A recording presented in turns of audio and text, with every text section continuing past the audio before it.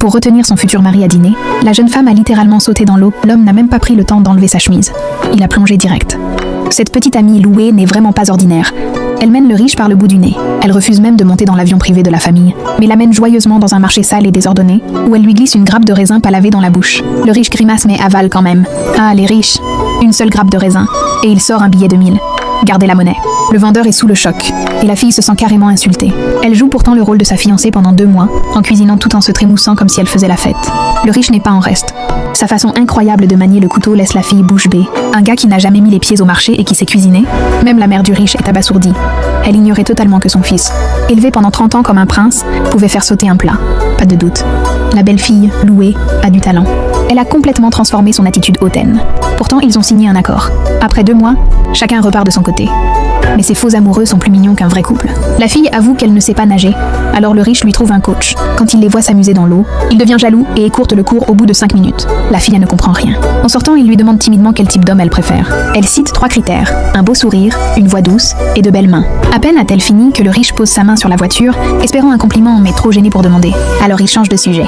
La fille comprend son petit manège, lui fait plaisir et dit que ses mains méritent la note parfaite. Il rayonne de fierté sans vouloir admettre qu'il l'a fait exprès. Trop mignon. Mais au travail, tout redevient strict. Il déchire son dessin d'un simple coup d'œil. Elle ne comprend pas, mais il lui explique que même un beau dessin n'a aucune valeur sans âme. La fille ne se décourage pas, donne toute son énergie et recommence. Il lui déchire ainsi tout un après-midi de travail.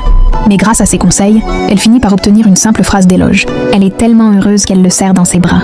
Ils s'aiment clairement, mais il manque toujours un petit quelque chose. Ils avaient prévu un dîner romantique à la maison. Elle s'est faite magnifique, et sa jupe courte fait presque tomber les yeux du riche par terre. Chaque geste d'elle le fait vibrer. Mais soudain, un appel de son assistant. Une réunion urgente. Le riche prend sa mallette et veut partir. Elle, déçue, ne veut pas perdre leur soirée. Comme il insiste, elle plonge dans la piscine d'un coup, ce qui l'affole complètement. Quel plongeon parfait. Mais toute cette scène n'était qu'une ruse. Elle sait parfaitement nager. Vraiment espiègle. La réunion est ratée, il doit rester.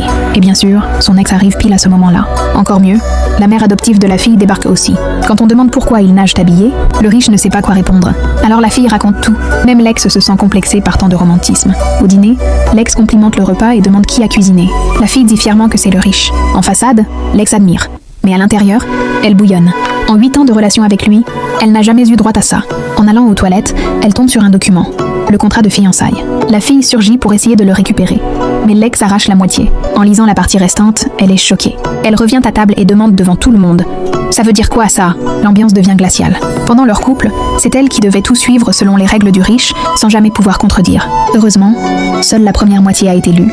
L'autre moitié dans la main de la fille, précise, durait 2 mois. Sortir avec une célébrité, quelle galère. Il faut même protéger sa réputation.